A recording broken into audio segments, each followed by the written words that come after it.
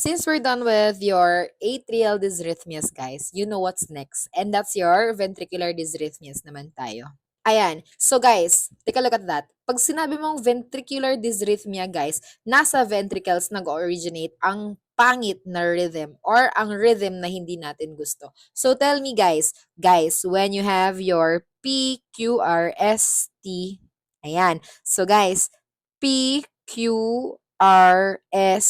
Saan mo makikita ang problem in a ventricular dysrhythmia? You get it right if you answered, ma'am, abnormalities in the QRST ang makikita natin. So guys, these are all about QRS abnormalities. Klaro?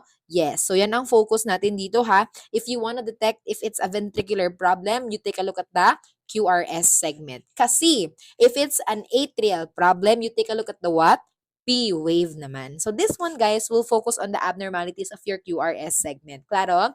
Yes, so that we know it's a ventricular dysrhythmia or a ventricular problem. The first one we'll discuss here in your ventricular dysrhythmia, guys, meron tayong premature ventricular contraction. Ayan. So for this one, guys, ventricular contraction na premature or your PVCs. Ayan, premature ventricular contraction. Guys, as the name suggests, ibig sabihin may mga premature na contractions. Sino? Si ventricle. Klaro? Yes. So, kung titingnan mo ang ECG mo, guys, it's the pasulpot-sulpot na QRS. So, you have a perfect P, QRS, T waves, perfect heartbeats, but there are premature ventricular contractions. There are premature QRS segments you see in the electrocardiogram. Claro? Yes. So guys, as the name suggests, it's a premature contraction of the ventricle. Nasa ng abnormality, a QRS segment na pasulpot-sulpot lang. So for this one guys, marami tayong kinds, mga different types of your PVC. Ang pinaka-common guys, you have your bigeminy. So from the word itself, bi, ibig sabihin guys, every other QRS is a PVC. Klaro? So, ibig sabihin, guys, PQRST, ganyan. And then, every other man. So, the next one is a PVC. And then, a PQRST. And then, you have a PVC. And then, a PQRST. And then, a PVC. Klaro? So, anong sabi natin dito, guys? Sabi natin, it's every QRS is a PVC. Yung mga PQRS dito, they are perfectly normal. Every other QRS is a PVC, that's your bigeminy. Kumbaga, every ikalawa. Every makalawa. Klaro? So the next one, you also have your trigeminy. So from the word itself, guys, tri. So ibig sabihin, every third QRS is a PVC. Klaro ba? So ika-third QRS naman. So guys, for example, PQRST, perfect. And then PQRST, perfect. Every third QRS is a PVC, then you have a PVC. And then PQRST, and then PQRST, and then a PVC. Kasi every third man gaha. Klaro? Yes. So, ayun na. That's 1, 2, 3 PVC, 1, 2, 3 PVC. So, every third. Klaro? So, guys, bilangin mo ha, ilan yan? Kasi every third, that's your trigeminy. This is your 1, this is your 2, this is the 3, a PVC. This is your 1, this is your 2, this is a 3, a PVC. Klaro? That's your trigeminy. Guys, the next one naman, guys, is a quadrigeminy.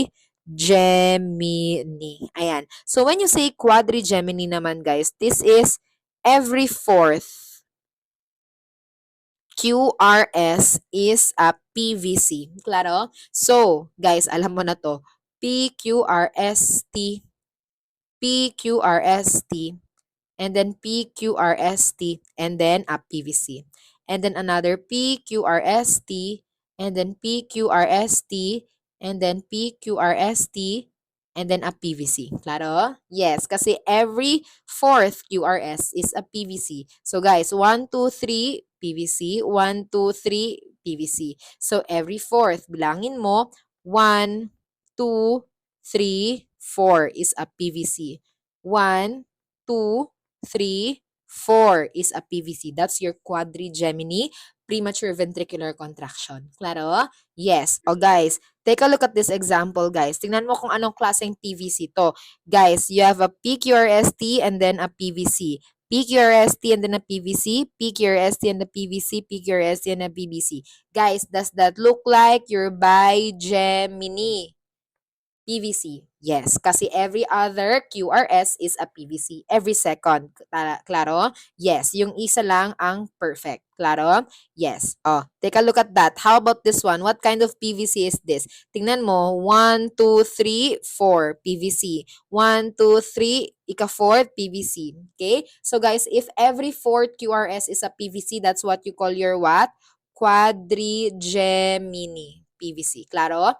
Yes. So yan, gets mo ba? Yes, 'di ba? Ayun yung PVC mo guys, oh, it's like an abnormal QRS na pasulpot-sulpot lang, premature ventricular contraction. Correct? Tingnan naman natin ano pwedeng mag-cause niyan. Guys, tell me, can it be because of too much activity? Yes. Guys, pwede bang nasobrahan ka psychologic stress? Psychologic anxiety, pwede bang magka-PVC? Yes, alam mo yan. Guys, pwede bang nasobrahan ka sa stimulants? Yes, stimulants, sinabi natin foods, like your chocolates. Yes. Like your coffee, caffeine? Yes. Guys, pwede bang nasobrahan ka sa meds na may epinephrine or epinephrine dopamine or the likes of those kinds of chemicals? Yes. For example, nasal decongestants? Yes, perfect. Guys, tell me, pwede din ba because of illicit drugs? Illicit drugs like your ACE. Perfect. A for amphetamine kapag wala kang budget or shabu. Guys, letter C for cocaine kapag nagkaroon ka naman ng konting pera, medyo syala, cocaine. Letter E kapag nagpa-party, ecstasy. Tama? Yes. So guys, ayan ha, because of drugs. And remember this, there's a specific kind of electrolyte imbalance that can cause a PVC. Don't forget, that's your what? Hypokalemia.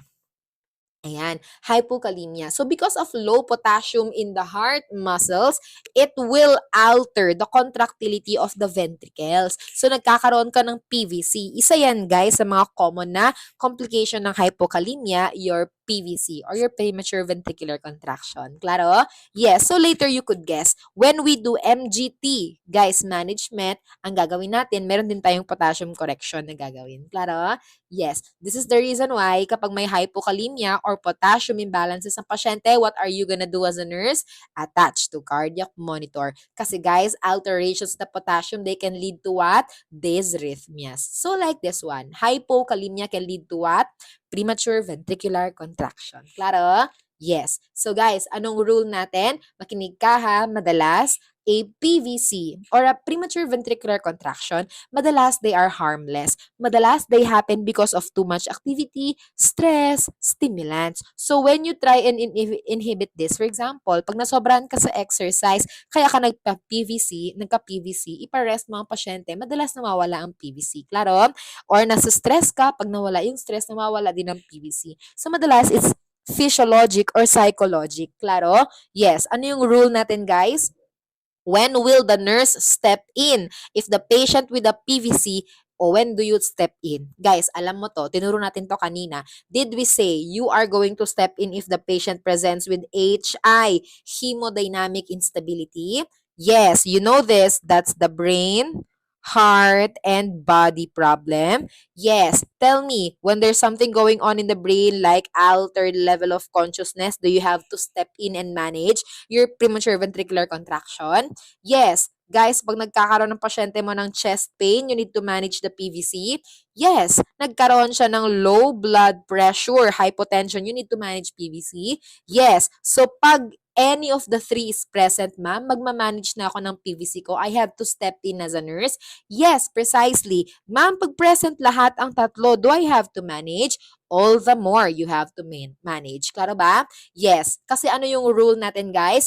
You treat the patient, not the monitor. You treat the patient, not the dysrhythmia. So nakita mo sa cardiac monitor, may PVC, but the patient is perfectly normal, playing games on their phones or reading their books. Tell me, what are you gonna do? Continue to monitor, correct? Yes, but if the patient in the monitor, it shows PVC. The patient complains, confusion, palpitation, at feeling or sense of doom. Okay, anong gagawin? Do you manage? Yes, precisely. Because we treat the patient, not the monitor. We treat the patient, not the dysrhythmia. Gets niyo ba yon? Yes. So, does the nurse have to step in pag may HI na or hemodynamic instability ang pasyente? Precisely. That's our rule. Claro? Yes. So, guys, tell me. MGT tayo ngayon ng iyong PVC or premature ventricular contraction. Ang number one na gagawin natin, did we say it's because of excess activity or excess caffeine or food, guys? Yes. So, anong gagawin mo, guys? You have to avoid the mga triggers or yung mga causes. Klaro? Yes. So, ang gagawin ng pasyente mo, can the patient rest? Yes. Guys, can you do stress management sa patient mo? Yes. Guys, can you tell the patient to avoid the foods or mga stimulants? Yes. Ma'am, huwag ka muna magshabuha para hindi ka mag-PVC. Ganun ang sabihin mo sa kanya. Ma'am, tama na muna sa coffee ha. O yan. Okay, klaro ba? Yes. So, avoid number 1. Guys, number 2, anong pwede mong gawin sa pasyente mo? You also try and monitor the what?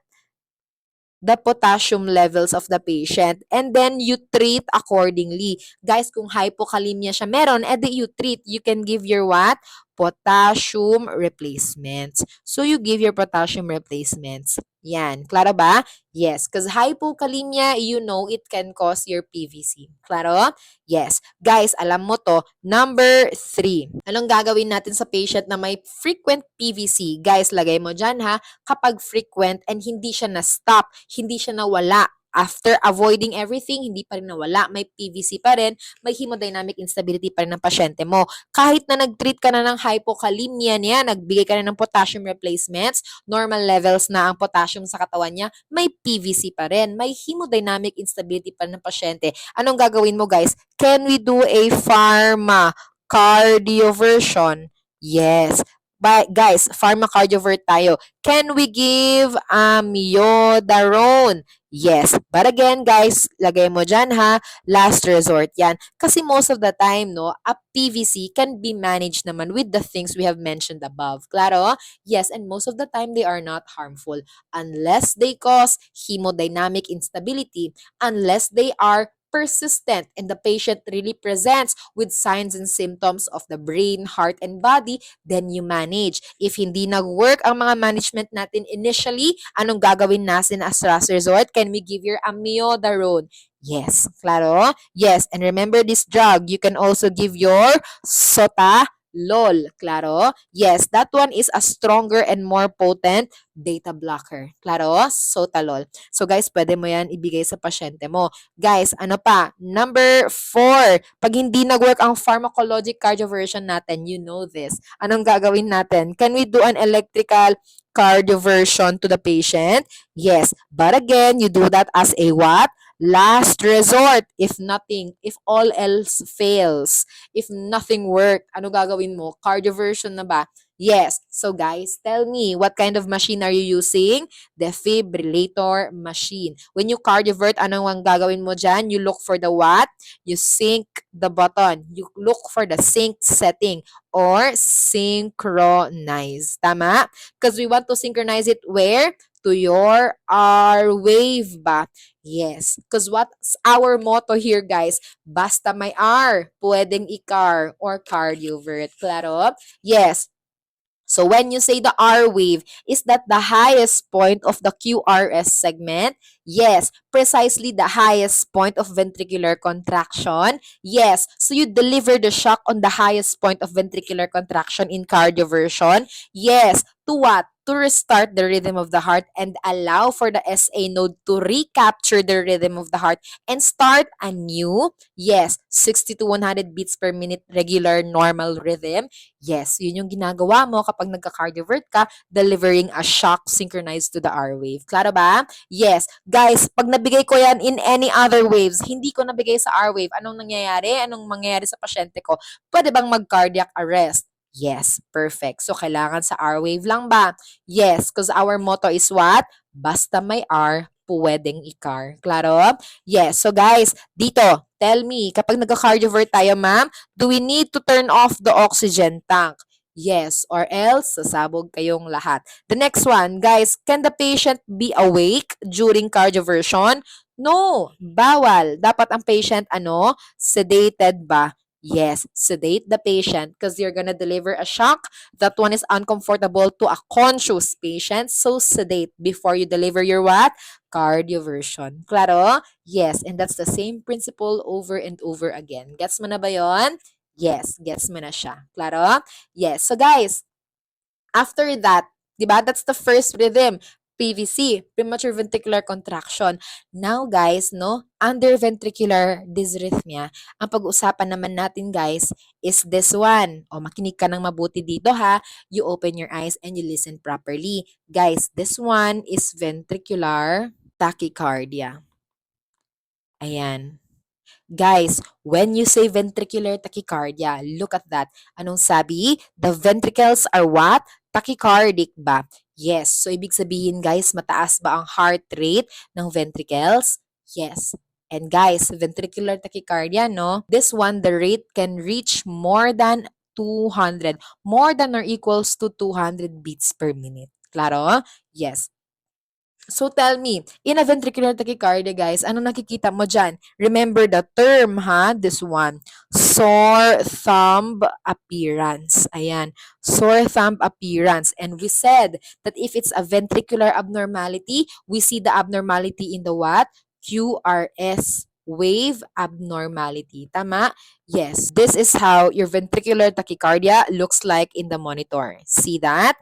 Yes. So tell me, guys, QRS abnormality. What do you see here in the rhythm? Guys, lahat yan looks like pointy edges lang, mountains. Guys, does that look like QRS segments na lang lahat? Yes, nawala na ang P wave, nawala na ang T wave. Yes, so think, why is it, ma'am? Nawala naman ang ibang wave. QRS segments na lang nakikita ko lahat dito sa monitor. Think, is your ventricles the bigger and the stronger muscle pumps? Yes. So if the ventricles are tachycardic in nature, kasi ventricular tachycardia yan, kay ventricles mismo galing ang pagiging tachycardic. Guys, can the ventricles overshadow the smaller waves like the P wave and the T wave? Yes, because the ventricles are the stronger muscle pump. It's able to do that. That's why you see your what? QRS segments na lang lahat. Guys, they look like sore thumb appearance. Parang thumb na marami. Klaro? Yes, so that's your sore thumb appearance. Pag nakita mo yan, ventricular tachycardia. Klaro? Yes. So guys, your ventricular tachycardia, may different types ka dyan, guys. The first one, guys, is a monomorphic ventricular tachycardia. So the example of a monomorphic, ayan, monomorphic ventricular tachycardia is this one. Monomorphic, ibig sabihin guys, mono, iisa lang ang itsura and size and height nila. Kita mo yan? Yung height and width nila, the same thing. They look like mirror copies of each other. Klaro? That's a monomorphic ventricular tachycardia. Yung pinaka-usual na nakikita natin sa hospital. Yung pinaka-usual na cardiac rhythm. Klaro? That's your ventricular tachycardia na monomorphic. The other one, guys, is what you call your what? Polymorphic. So from the word itself, poly means many. Guys, many. Many ang morphology. Guys, morphology, ibig sabihin shape or ang itsura. Yung visuals. Charit, visuals nila. A ventricular tachycardia na polymorphic looks like this. Ayan. So have you ever seen that? Yes. Guys, kung nakita mo yan, pag sinabing polymorphic ventricular tachycardia, guys, don't forget, the name is your what? Torsades de Pointes. Guys, that one we call that the Torsa de Poix. Okay? Torsa de Poix. Guys, Torsa de Poix. Okay? Torsa de Poix. Torsades de Pointes. Ikaw na bahala. That's your what? That's the polymorphic ventricular tachycardia. So guys, tignan mo ba ang rhythm niya? Ayan. Iba-iba ang shapes, iba-iba ang length, iba-iba ang width. Diba? Polymorphic. That's your what? Torsa de Poix. So guys, remember ha, pag naglagay ka ng circle and it looks like the Arctic Monkeys logo, that's your Torsades de Pointes or Torsa de Poix. Klaro ba? Yes. And guys, tandaan mo lang ha, pag nakita mo ang rhythm na yan, Torsa de Poix, the most common cause is because of low magnesium electrolyte. So, ang pinaka-common na management dyan, don't forget this, you just give IV Magnesium. Klaro? Magnesium sulfate. And done. Okay? That's your what? Torsa de poa. That's your what? Polymorphic ventricular tachycardia. Ventricular tachycardia yan na polymorphic. Many shapes, many length, different sizes. Klaro ba? Yes. And then anong management? IV magnesium sulfate because the most common cause is what? Low magnesium. Klaro? Yes, that's your polymorphic torsa de poa. Now guys, can I go back to the first one, the monomorphic? Guys, ilagay ko siya dito ha para hindi mo makalimutan. Guys, if you see this in the monitor, the first consideration is what? Ventricular tachycardia because the ventricles are tachycardic. That's why all you see is a QRS segment. And do not forget this ever. Don't forget this management. When you see that, guys, pag nakita mo yan, alam mo sa brain mo, it's ventricular tachycardia. Do not forget, the first thing you do is no other than to check for a pulse. You have to check for a pulse. Why do you do that? Remember, there are two types of ventricular tachycardia. You have the first one, guys, you have a VTAC or ventricular tachycardia with a pulse. And on the other hand, you have the rhythm of arrest. When you say the rhythm of arrest, it means cardiac arrest. Ibig sabihin, the patient is probably dead. That's your VTAC na pulseless. Klaro? So, magkaiba ang dalawa na yan, guys, ha? Pag sinabi mong VTAC na pulseless, ibig sabihin, ang pasyente mo parang dead na. Pulseless eh. In pulseless VTAC, the patient has no pulse and no breathing, ha? Guys, pag sinabing pulseless VTAC, hindi pwedeng walang pulse tapos may breathing, ha? Walang ganon. Sanib yun. Sanib. Guys, pag sinabing pulseless, wala na rin niyang hininga. No breathing na yan. Klaro? Yes. So, guys, pulseless, the patient is dead ang pasyente mo. But a VTAC with a pulse, isip mo, tachycardic ang ventricles, pero ang pasyente mo may pulse ba? Yes, most of the time, the patient is what? Alive but crashing. So pag sinabi mong crashing, malala, hemodynamic instability is present. Klaro? There's a problem in the brain, heart, and body. Klaro? Yes, there's an ongoing altered level of consciousness, chest pain, and hypotension. Klaro? Yes, in what? In your VTAC with a pulse versus pulseless ventricular tachycardia, the patient is what?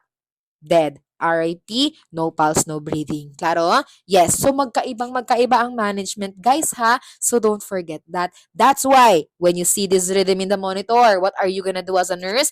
Do not forget, for the love of Jesus Christ, check for a pulse. Klaro? And then you see, if there's a pulse, then that's VTAC with a pulse. If it's pulseless, then that's the rhythm of arrest. Ibig sabihin, cardiac arrest yan, guys. The patient has no pulse and not breathing. The patient is dead. Klaro? Yes. So, guys, tingin dito. Kasi magkaiba ang management nila. Guys, VTAC with a pulse, the patient will present with hemodynamic instability. Meron yan siyang problems in the brain, in the heart, in the body. Klaro? The patient can present with manifestations of altered level of consciousness. The patient can present with chest pain. The patient can also present with hypotension. O, hypotension. Why? If the ventricles are very tachycardic, it will not have enough time to fill with blood. And when it's filled with blood, proper amount of blood, it can therefore contract and give the blood to the tissues. So if the ventricles are unable to do that, because the ventricles are very tachycardic, no enough filling time, what happens? Blood pressure will go down. Kasi when you say blood pressure, it's the pressure exerted by the blood. The more the blood there is, the higher the pressure. So in this case, if the ventricles are very tachycardic, not enough time to fill with blood, then lesser blood goes into the system. The blood pressure goes down. Low blood pressure because there's lower amount of blood in the system. Klaro ba? Yes. So yan ang mangyayari sa pasyente mo na ano, VTAC with a pulse. Guys, iba ang management for that one, ha? Klaro ba? Yes. So, diretso na tayo ngayon sa MGT. Management naman tayo ng ventricular tachycardia with a pulse. Remember this, when that happens, when you see that rhythm and there's a pulse, guys, walang magdadalawang isip ha. Ang number one na gagawin mo, walang iba kundi an immediate cardio cardioversion. Claro? It's an immediate cardioversion. The delivery of cardioversion or electric shock through what? Cardioversion. So guys, immediate cardioversion. You know this. Are you gonna use a defibrillator machine? Yes. Guys, do you have to sync the defibrillator machine? You look for the sync setting. Yes. Kung walang sync, pwede bang synchronize? Yes. You synchronize it to the what? To the R wave. Claro? Yes. Kasi anong motto natin dito? Basta may R, pwedeng i-car. So guys, isipin mo ha, VTAC with a pulse. May pulso. Tapos ganito ang rhythm niya. Ibig sabihin, lahat ng tuktok na yan guys, mga R wave yan. Properly conducted kasi may pulso. Ibig sabihin, every time tumitibok or tachycardic ang ventricles, o may pulso. Even if the patient is crashing, there is a pulse, but there's also hemodynamic instability. Klaro ba tayo doon? Yes. Guys, kaya anong gagawin mo sa kanya? Management is your synchronized cardioversion immediate. Ibig sabihin yan ang pinakauna mong gagawin. That's the first and the best thing you have to do, guys, before anything else. Klaro ba? Yes, you do not delay cardioversion. Why? Bakit siya ang pinakauna? Because you want to restart, recapture, and terminate the ventricular tachycardia and recapture a new rhythm. Gusto mong i-recapture ulit na SA node ang rhythm para makapagsimula siya ng bagong rhythm na normal ang rate and ang rhythm. So, 60 to 100 beats per minute na normal PQRST. Klaro? Kaya ka nagbibigay ng immediate cardioversion. Guys, tell me, pag mag-cardiovert ka, bawal ba ang oxygen? Yes. So, turn off the oxygen tank before delivering the shock or else sasabog kayong lahat. Klaro? Yes. Guys, the patient cannot be awake. Klaro? You have to what? Sedate the patient. Bawal gising kasi you are gonna deliver a shock. That one is very uncomfortable to the patient. Claro? And painful. So guys, sedate the patient, not awake. Claro? Yes. And then immediate cardioversion. Guys, after you cardiovert, you can expect that the physician will also order your amiodarone. Ayan, klaro? Mag-amiodarone ka rin. And remember that, di ba guys, when we say amiodarone, that's part of the medication you use for pharmacologic cardioversion. Klaro? Yes. So kung nakikita nyo, inuna natin ang pag-deliver ng shock kasi gusto natin more aggressive when it comes to a ventricular tachycardia. Kasi gusto natin ma-terminate agad ang rhythm and then ayun, maka-restart tayo ulit ng rhythm ng heart from the SA node. And then next, you can also give your amiodarone. So guys, di ba, ganun lang kasimple kapag nag-manage ka ng VTAC with a pulse. Pero pag sinabi mong pulseless ventricular tachycardia, guys, don't forget ha, ito nang sinasabi nilang rhythm of arrest. When you say rhythm of arrest, ma'am, this is cardiac arrest.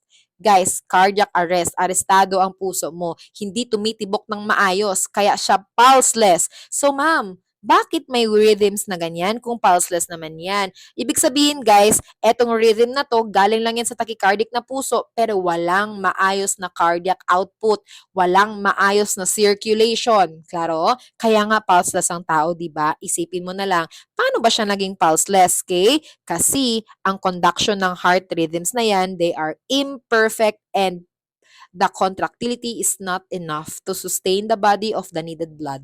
Claro? That's why we call that cardiac arrest or the rhythm of arrest. That's your what? Ventricular tachycardia na pulseless. Guys, MGT tayo ngayon. What are you gonna do with this? Because the patient, no pulse yan, and especially no breathing, syempre. So guys, no pulse, no breathing. Rhythm of arrest mo yan. Anong gagawin mo? Don't forget. The number one thing you need to do and do not delay. Ang pinakauna mong gagawin ay walang iba kundi immediate defibrillation. Ayan. Defibrillation ang gagawin mo, guys, ha? Ipasok naman natin ngayon ang concept ng defibrillation. Guys, you know my motto. Pagdating sa defibrillation, basta may V, pwedeng i-defi. So, isulat mo dyan. Basta may V, pwedeng i-defi. I-defi mo yan. Klaro? Basta may V, i-defi. So this one, ventricular tachycardia, may V ba? Yes, VTAC. Di ba?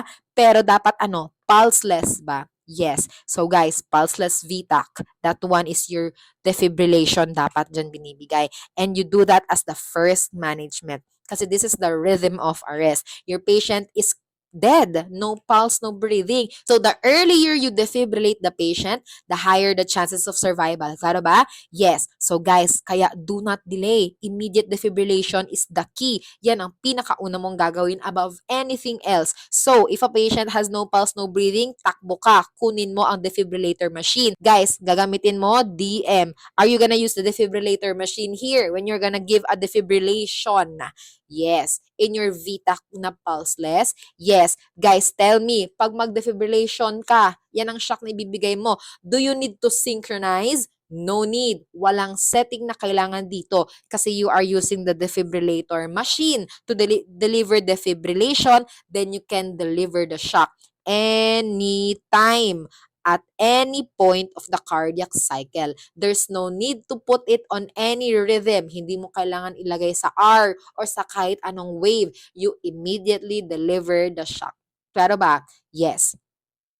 So guys, remember ha, pag magda-defibrillate ka sa pasyente, since this is higher voltage of electricity you are giving to the patient, do not forget, tulad nung sinabi natin kanina, guys, dito, bawal ang oxygen, close your oxygen, or else. So since the patient is dead, guys, you can deliver this at any point in time. Basta ang gagawin mo, ang rule is, immediate defibrillation is the key for survival or better chances of survival of the patient. Though the survival is not guaranteed, but the earlier you defibrillate a pulseless ventricular tachycardia, the better chances of survival. Okay? Or reviving the patient. Okay? Guys, pag magsha-shock ka, don't forget to call clear. How many times?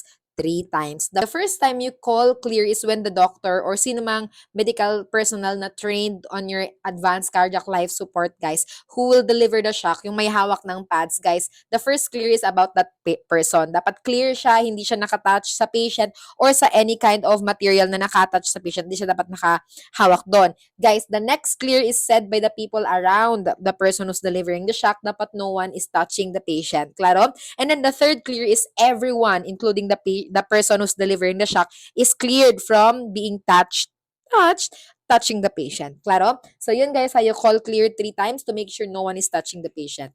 Why? Guys, pag ikaw nakatouch sa patient, tapos, nag-deliver ng shock. Guys, di ba? Delivering shock in defibrillator is to try and restart the rhythm. Ikaw, ang rhythm ng heart mo, perfect. Kaya ka buhay. Kaya ka nakaka-manage ng patient na may ventricular tachycardia na pulseless. Pag dineliver ang shock sa taong buhay, may maayos na rhythm, you are inducing cardiac arrest. Kasi ang ginagawa mo, perfect ang rhythm ng sinoatrial node mo, dineliveran mo ng shock, ginulo mo ang perfect rhythm na yon, you are delivering cardiac arrest. Klaro ba? Yes. So, bawal ha, kaya you have to call clear 3 times. Then the next question is, ma'am, anong gagawin ko after I deliver the shock? Guys, immediately resume your CPR as number 2, CPR mo. Immediately deliver CPR, cardiopulmonary resuscitation. Guys, 30 compressions is to 2. So, every 30 compression equivalent to 2 ventilations. Airway management naman yan. So, guys, then you give your number 3, part ng manage mo dyan, is ang epinephrine mo. Epinephrine. 1:1,000 as the concentration, 1:1,000 in a full-grown adult. You give that every 3 to 5 minutes as ordered by the doctor. Klaro ba? Yes. So guys, eto ha, gagawin mo yan. Kita mo yung cycle natin dito. Guys, you defibrillate first, di ba? And then you do your CPR, chest compressions, guys, and then you give your epinephrine. You have to do that, guys, for how long? For 2 minutes. And guys, 2 minutes in your cardiac life support, that one is equivalent to at least 5 cycles of CPR. Klaro? So, 5 times mong gagawin ang 30 compressions and 2 ventilations in just a span of 2 minutes. Kasi our metrics in literature, guys, no, when you're able to do perfect 5 cycles of CPR in 2 minutes, that one, guys, no, it will give proper perfusion to the vital organs. Kasi the thing about your cardiopulmonary resuscitation, when you are compressing the chest manually, guys, you're doing that to manually pump the heart. Para yung blood sa loob ng heart mo, when you manually pump the heart in your CPR, you could squeeze it out to the vital organs, especially the brain, claro, especially the lungs, and especially all the vital organs in the body. Yun yung purpose. So guys, yan ang dapat mong gawin. 5:30 compressions in 2 minutes. Then after you have completed the 5 compressions, or 5 cycles of CPR in 2 minutes, guys, ang gagawin yung next, no? After that, you call that, the next step is what you call your rhythm check. So, mag-rhythm check kayo. Okay? So, ito yung tinatawag natin na rhythm check in practice. So, after you complete 2 minutes of your CPR or more or less 5 cycles of 30 compressions, the next thing you do is to rhythm check. So, ibig sabihin guys, titingnan nyo ang monitor kung ano ngayon ang rhythm ng pasyente. After kayo nag-defibrillate, nag-CPR ng 5 cycles at nagbigay ng epinephrine every 3 to 5 minutes as ordered by the doctor. Now, when you look at the monitor guys, titingnan nyo kung ano ngayon ang rhythm niya. Kaya nga rhythm check ang tawag doon. Now, in the rhythm check, you will see either of the two. Guys, in your rhythm check, it's either makakita ka ng dalawang to. The first one, you will see a shockable rhythm. And then the second one naman, you will see a non-shockable rhythm. So, dalawa lang yan. Guys, remember ha, para hindi ka maguluhan. When you say shockable and non-shockable rhythm, all of these rhythm, they are what? They are pulseless. Walang pulso yan ha, basta shockable and non-shockable rhythm. But either of them, you see them on the monitor. After you have done 1 defibrillation, 5 cycles of CPR, and epinephrine every 3 to 5 minutes, you're gonna check, do the rhythm check, and you'll see a shockable or non-shockable rhythm. So, when you say shockable rhythm, these are the rhythm that you can give a defibrillation, a shock, a defibrillation shock or defibrillatory shock. Guys, and these rhythms, they are your V rhythms. So guys, that's your VTAC na ano, pulseless. Tulad ng pinag-usapan natin kasi yan lang naman ang binibigyan natin ng ano, defibrillation, the pulseless VTAC. Guys, and the other one is your what? Ventricular fibrillation or VFib, ventricular fibrillation. Klaro ba? Yes. So when you say non-shockable naman guys, when you check at the monitor, non-shockable yan kapag ang nakita mo is ano, asystole. When you say asystole guys, that's your flat line or your cardiac standstill. Claro? Yes. So that's your non-shockable rhythm. First, your asystole, your flat line, your cardiac standstill. Claro? Yes. And the other one guys is your PEA, PEA. PEA, you call that your pulseless electrical activity. Claro? Yes. So the 4 of these rhythms, they are all pulseless and they can either be a shockable or non-shockable rhythm. Claro? Yes. So alam mo to guys, pag sinabi mong VTAC with na pulseless, ibig sabihin, ito yung mga, ayan o, nakikita mo na sore thumb appearance. Pag sinabi mong VFib, ventricular fibrillation, nag-fibrillate ang ventricles. So, sino ang may ugly, erratic, chaotic rhythm? Ventricles. So, ang nakikita mo dito guys, pangit na electrical activity na hindi mo na makita kung nasaan ang QRS segment. Kasi ventricular fibrillation is a QRS segment problem. The QRS segment is ugly, chaotic, erratic. Klaro? Yes, just like what I taught you kanina. Pag sinabing fibrillation, ugly, chaotic, erratic. Sino? V. So, ventricles. So, QRS. Ugly, chaotic, and erratic. And the next one, guys, is asystole or flatline or cardiac standstill. Flat lang. Okay? Yan na yung flatline na nakikita natin. So, pag nakita mo yan sa rhythm ng pasyente mo, guys, non-shockable yan. You cannot deliver your shock. Para ba? And pulseless electrical activity, guys, no? It looks like a PQRST. Ayan. Para bang normal sinus rhythm. Pero may konting diferensya lang, guys. Pero, pag you palpate the pulse of the patient, it's pulseless. Walang pulso. So, ano yan? Pag nakita mo yan, tapos walang pulso, guys, that's your PEA. That's your pulseless electrical activity. Karo ba? Yes. So guys ha, that's why you always have to check for the pulse and to check for the rhythm. Klaro? Yes. So guys, ayun, pulseless rhythms mo yan. Guys, guys, tell me ha, tell me, test natin ngayon. Tell me, After you've done 1 defibrillation and then 5 cycles of CPR, chest compressions, and epinephrine 3 to 5 minutes as ordered by the doctor, ang nakita mo sa monitor is like this. Anong gagawin mo? Would you check for a pulse? Yes. To make sure it's a pulseless electrical activity? Yes. So now you have determined it's PEA or pulseless electrical activity. Alam mo what kind of electrical activity is that? A non-shockable rhythm. So pag sinabing non-shockable rhythm, are you gonna deliver a shock? No. Guys, every time you are under this one, non-shockable rhythm, the only thing you can do is to continue to do your what? CPR 30 is to 2. 30 compressions is to 2 ventilations, and you continue to give your what?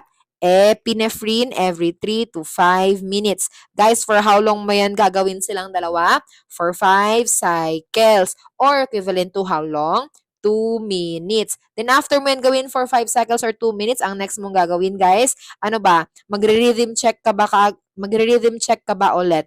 Yes. Okay? And ang walang kamatayang cycle na yan. So see, it's the same pattern over and over again. So guys, test tayo ulit. How about in the monitor, you see ventricular tachycardia na pulseless. The first thing you do is immediate defibrillation. You give 1 defibrillation shock, and then the next thing you do is your CPR 30 compressions is 2 ventilations. For how many cycles? 5 cycles. And then you give epinephrine every 3 to 5 minutes as ordered. And then you do your what? Rhythm check. Guys, in your rhythm check, ang nakita mo sa rhythm mo ay ventricular tachycardia pa rin. Guys, pag sinabing ventricular tachycardia, you see this. Anong gagawin mo? Would you check for a pulse? Yes. To determine if it's pulseless ventricular tachycardia? Yes. Now, when you check for the pulse and pulseless siya, ibig sabihin VTAC nga ang nasa monitor during rhythm check. Guys, saan yun siya under? Is it under your shockable rhythm? Yes. And if it's under the shockable rhythm, the organization of your management will be this. Ang gagawin mo kapag shockable rhythm yan is no other than you deliver again your defibrillation. Defibrillate the patient immediately. And just like what we did, after you defibrillate the patient, you immediately resume high quality CPR, 30 compressions is to 2 ventilations, and then you give your epinephrine every 3 to 5 minutes. Claro? Yes. So tell me guys, you give 1 shock. And then you give 5 cycles of 30 is to 2. And then epinephrine 5 every 3 to 5 minutes. Klaro? And then after you do that, guys, alam mo na to, ang gagawin mo next is your what? Rhythm check. Klaro? Rhythm check ka na naman. And then when you do rhythm check, guys, any of these lang makikita mo. Guys, during rhythm check, nakita mo sa monitor is VFib, ventricular fibrillation, the fibrillatory waves lang sa monitor. Anong gagawin mo? Anong klaseng rhythm yan? Shockable. So, ang first mong gagawin, defibrillate. 1 defibrillation, give it to the patient immediately. And then, anong next mong gagawin? CPR ba kaagad? Yes. 30 compressions is to 2 ventilations for how many cycles? 5 cycles. And then, do you give your epinephrine every 3 to 5 minutes? Yes. After you have completed all of that, ang next mong gagawin, rhythm check. And then after you do your rhythm check, guys, for example, ang lumabas is asystole, flatline. Anong gagawin mo, guys? You will do your CPR for 30 compressions and 2 ventilations for how many cycles? 5 cycles or approximately 2 minutes. And then you also give epinephrine every 3 to 5 minutes. After mo yan na-complete, anong gagawin mo next? Rhythm check na naman. So see, ganun lang ang ating algorithm. Klaro ba yan, guys? Yes. So guys, don't forget ha. And while you are doing all of this management, don't forget the reason why the cycle will repeat again and again kung saan hindi mo na-revive ang pasyente or hindi mo na-achieve ang yung ROSC. Or pag sinabi mong ROSC guys or ROSC, ibig sabihin yan guys, return of spontaneous circulation. Ibig sabihin yan, guys, na-revive niyo ang pasyente. ROSC, your return of spontaneous circulation. Ibig sabihin, guys, bumalik ang pulso ng pasyente nyo. Na-revive niyo siya. Klaro? Yes. Ito yung gusto nyong i-achieve. Kaya nyo ginagawa yung management na yan. Nagre-rhythm check kayo, nagde-deliver kayo ng shock, nagsi-CPR kayo. Because you are aspiring to reach the ROSC. Hopefully, you reach the return of spontaneous circulation kung saan tumibok ulit ang puso ng pasyente mo. Klaro? Yes. Guys, but if you are still not getting ROSC, remember, pag wala pa ring ROSC sa ventricular tachycardia na pulseless, you remember the causes of VTAC. Ang causes niya na dapat mong i-reverse para makuha mo ang ROSC. Kapag hindi mo siya makuha-kuha, don't forget your 5H and your 5Ts. Ayan. So guys, for your 5Hs guys, sa 5H mo, you have here your hypoxia. Kaya siya nagkaroon ng VTAC na pulses is because bumagsak ng sobra ang oxygenation sa katawan. The next one guys is because of hypovolemia. Ibig sabihin, naubusan siya ng dugo or blood volume sa katawan. Kaya nag-under arrest ang kanyang puso. Guys, the next H is you also have your hydrogen ion problem. Ibig sabihin lang ng hydrogen ion problem, guys, ang patient nagkaroon ng acidic. It's either respiratory acidosis or metabolic acidosis. So there's an acidotic environment in the body that caused the heart to be in an arrested state. Nag-cardiac arrest ka. Guys, the next one, you also have your hyper or hypokalemia. So potassium imbalances can cause ventricular tachycardia na pulseless. So guys, in the next H, you also have your hypothermia or your hyperthermia. Ayan. So guys, trying to reverse these problems here, you can have better chances of getting ROSC or return of spontaneous circulation. Guys, yung 5Ts naman guys, you have the first one is your tension pneumothorax. So yan, attention pneumothorax or air in the thoracic cavity because of injury, okay, or whatever kind of causes, guys, tension pneumothorax, that one can cause VTAC na pulseless. So trying to reverse tension pneumothorax can have better chances of your ROSC. The next one is your tamponade. So pag sinabi mong tamponade, guys, cardiac tamponade, yung may Beck's triad, di ba? So you look for what? Distended jugular vein. And then ano pa? Hypotension and your muffled heart sounds, 'di ba?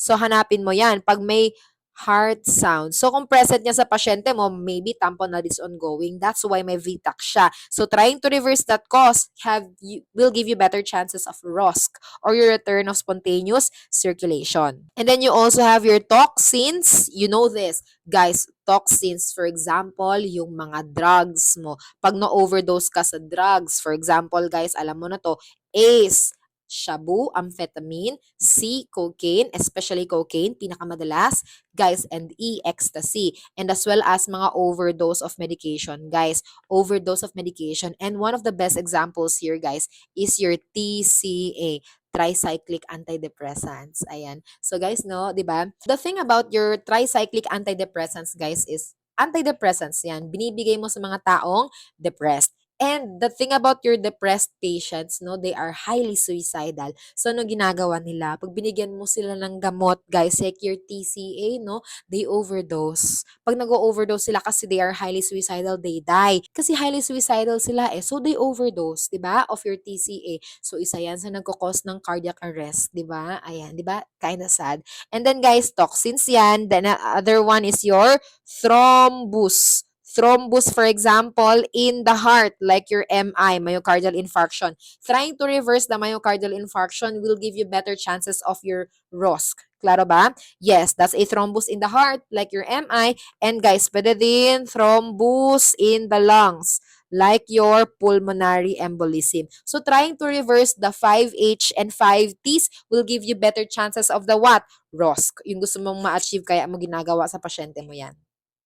So guys, that's all under your ventricular tachycardia na pulseless. So remember, ventricular tachycardia na pulseless, ma'am, one of the causes din is my 5H and my 5Ts. Claro? Yes. So guys, that's the first rhythm of arrest, ventricular tachycardia na pulseless. Guys, ang next one here, under your dysrhythmias of ventricular of nature, ventricles of nature. Guys, you also have your what? Ventricular fibrillation. Claro? Guys, very straightforward. Tingnan mo. The word says fibrillation. Sino ang nag-fibrillate? Si ventricles mo. So guys, did we say kanina, fibrillation, ibig sabihin ugly. Ibig sabihin erratic. Ibig sabihin chaotic ang rhythm. Saan chaotic ang rhythm? Sa ventricles. So guys, ano yan? QRS segment ba yan? Yes. So this one is a QRS abnormality which will present in what way? Ugly, erratic, and chaotic QRS segment. Claro? That's your ventricular fibrillation. Your ventricular fibrillation, it looks like this. Ayan. So guys, di ba? Guys, if we zoom in, hindi na natin alam saan dyan ang PQRST. It's ugly, chaotic, and erratic rhythm of the heart. There's no QRS. So QRS is ugly as hell. Tama? Yes. So that's your ventricular fibrillation, correct? Yes, and don't forget, just like your ventricular tachycardia na pulseless, ventricular fibrillation is also a cardiac arrest. When you say it's a cardiac arrest, the rhythm or the rhythm of arrest, ibig sabihin the patient has no pulse and the patient is not breathing. No pulse, no breathing. Claro? And guys, alam mo na to, basta rhythm of arrest, the first thing you do as MGT is no other than number 1, ang iyong immediate defibrillation. Guys, look at the word defibrillation. You defibrillate the patient. Kasi anong meron ng pasyente mo?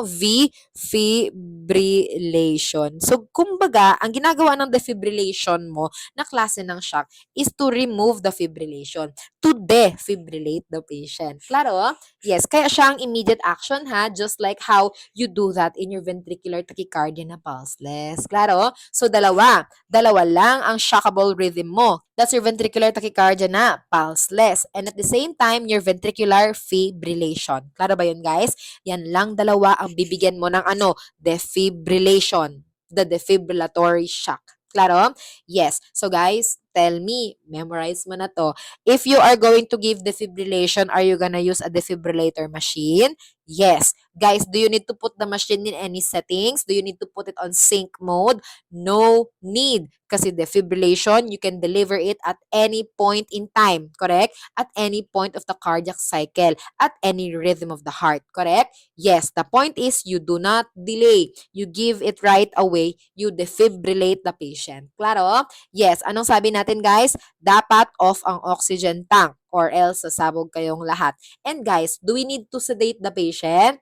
No, kasi ang sabi natin, the patient is probably dead. No pulse, not breathing. You can safely deliver the shock. No one will get hurt. No one will get uncomfortable. Klaro? Yes, so off lang ang oxygen, yun lang kailangan mong gawin. Guys, tell me, when you defibrillate, do you need to call clear 3 times? Yes. The first calling of clear, yung taong nagbibigay ng shock ba, kailangan cleared of the patient, not touching the patient? Yes. The second clear is given by the other people in that management, aside from the person delivering the shock, to call themselves clear, meaning hindi nila hinahawakan ng patient. Yes. And the third clear is called when no one, but everyone, including the one delivering the shock, is cleared of the patient. They're not touching the patient before you deliver the shock? Yes. Guys, kasi pag dineliver mo ang shock at may nakahawak sa pasyente, ang mangyayari sa taong buhay na na-deliveran ng shock, sila ba magka-cardiac arrest? Yes. Okay? Kasi perfect ang rhythm ng heart nila, tapos nag-deliver ka ng shock. E di ngayon, nagulo mo ang rhythm ng heart nila. Klaro, binibigay mo lang ang shock kapag magulong-magulo ang rhythm ng heart. Tingnan mo yan, di ba? So, very abnormal, erratic ang rhythm ng heart. Delivering the fibrillation is to try and restart the heart. The purpose of defibrillation is to try and interrupt that erratic rhythm. Just like your ventricular tachycardia na pulseless and this one, ventricular fibrillation. Klaro? Kaya guys, kung mapansin mo defibrillation reserved for your what? Rhythms of arrest, your cardiac arrest. Klaro? Yes. So ayan that's it. Guys, after you do your immediate defibrillation, you know this. The next thing you do is to give your CPR, cardiopulmonary resuscitation. 30 chest compressions is to 2 ventilations. Claro? Yes. And you do that for how many cycles, guys? 5 cycles. 5 cycles approximately how long? 2 minutes. Claro? Yes. And then you also continue to give your what? Epinephrine every 3 to 5 minutes as ordered. Claro? Yes. And you know this. You know the drill. After you give 1 defi, Okay? Parang order lang. And then, along with your 5 cycles of CPR and your epinephrine doses, ang next mong gagawin, guys, you do your what? Rhythm check. Tama? Magre-rhythm check ka ngayon. And alam mo na to, guys, in your rhythm check, you have 2 rhythms that you are expecting. Either shockable rhythm or non-shockable rhythm. Either way, all of these rhythms, they should be pulseless. Klaro? Yes. Kasi pag may pulse, ano yan? ROSC ba yan? Yes, return of spontaneous circulation. Klaro? Yes, that's why important ang rhythm check. Okay? So kung nag-rhythm check kayo, guys, ang nakita mo sa monitor is ventricular tachycardia. Anong gagawin mo first? You check for a pulse. Very good. Guys, walang pulse. Ventricular tachycardia na pulseless. What's the next thing you do? Is it a shockable or non-shockable rhythm? Shockable. Perfect. So do you deliver defibrillation shock? Yes, and then immediately resume high-quality CPR. 30 compressions is to 2 ventilations. Yes. For how long? 5 cycles ba? Yes. Equivalent to how long? 2 minutes ba? Yes. And then you also give your epinephrine every 3 to 5 minutes. Yes. And then after you've done all of that, rhythm check ba ulit? Yes. Guys, nag-rhythm check ka. Tapos nakita mo, may PQRST. Okay? Anong gagawin mo next? Do you check for a pulse? Yes. Pag check mo ng pulse, walang pulse ang pasyente. Pero may PQRST sa monitor. Ano yun? Guys, is that your pulseless electrical activity? Yes. Perfect. Guys, tell me, shockable or non-shockable rhythm? Non-shockable. Perfect. So, pag non-shockable, guys, anong gagawin mo? Do you continue your CPR lang? 30 compressions is to 2 ventilations? Yes. For how long? 5 cycles of compressions ba? Yes. Guys, equivalent to how long? 2 minutes ba yan? Yes. And then you give your epinephrine 1 is to 1,000 every 3 to 5 minutes as ordered? Yes. Perfect. And then rhythm check ba ulit? Yes. Kasi anong gusto mong mangyari, guys? ROSC. That's your return of spontaneous circulation. Return of your pulse. Klaro? Yes. Pag hindi nag-return ng pulse, anong gagawin mo? Do you try and reverse your 5H and your 5Ts? Yes, alam mo na to, guys. Hypoxia, the first H, and then you also have your hypovolemia, you also have your hyperkalemia, hypokalemia, you also have your hydrogen ion, meaning may acidotic environment. It's either respiacidosis or metabolic acidosis. And lastly, you also have your hypothermia. Then on the T's, you also have the first one, your tension pneumothorax. And then next one, letter T, you also have your tamponade, cardiac tamponade. So you look for your Beck's triad. The first one, you have your distended jugular vein or distended neck vein. And then you look for muffled heart sounds. And then you look for hypotension. Guys, can you also have your thrombus in the heart? May MI pala, kaya siya nag-ventricular fibrillation. You try and reverse that, you can get your ROSC. And then ano pa? Guys, pwede bang meron din siyang clot sa lungs, pulmonary embolism? Yes, yung nagkukos ng ventricular fibrillation niya. Yes, so you try and reverse that, may higher chances ka of ROSC. And then lastly, pwede bang toxins because of too much drugs? Yes, okay, so you try and reverse that, you can hopefully get ROSC. Klaro? Yes, so yun guys ha. So now you know your rhythms of arrest. Dalawa lang sila. That's your VTAC na pulseless and your VFib. Klaro? The rest, guys, na pulseless like your asystole and your PEA, klaro? They are non-shockable rhythm. So, guys, last na yun sila. And just like as how we discussed it, ganun na ganun lang din talaga. Guys, asystole, tulad nung sinabi ko, also known as your flat line. Ayan. Also known as your cardiac stand still. Ayan, cardiac standstill. Guys, asystole, flatline, cardiac standstill, very easy. You look at the monitor, you see a flat line. Klaro? So, asystole yan. Alam mo na anong gagawin pag asystole ang pasyente mo. Guys, can you deliver a shock? No, non-shockable rhythm yan. So, anong gagawin mo? CPR ba? Yes. And then you give your epinephrine 1 is to 1,000 every 3 to 5 minutes. Yes. And then you do rhythm checks after 5 cycles of CPR or 2 minutes of CPR. Yes. Okay, klaro? Ganun lang, ha? Guys, ayun. And then ano pa, guys? That's your asystole. The next one, pinag-usapan din natin ang PEA mo.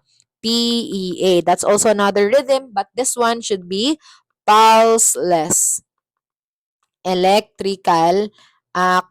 activity. Klaro? Pulseless electrical activity yan. So guys, nakita mo sa electrocardiogram ng pasyente mo, merong P, tapos QRS, tapos T, ganon. Okay? But when you check the pulse, walang pulse. Pulseless. So that's your what?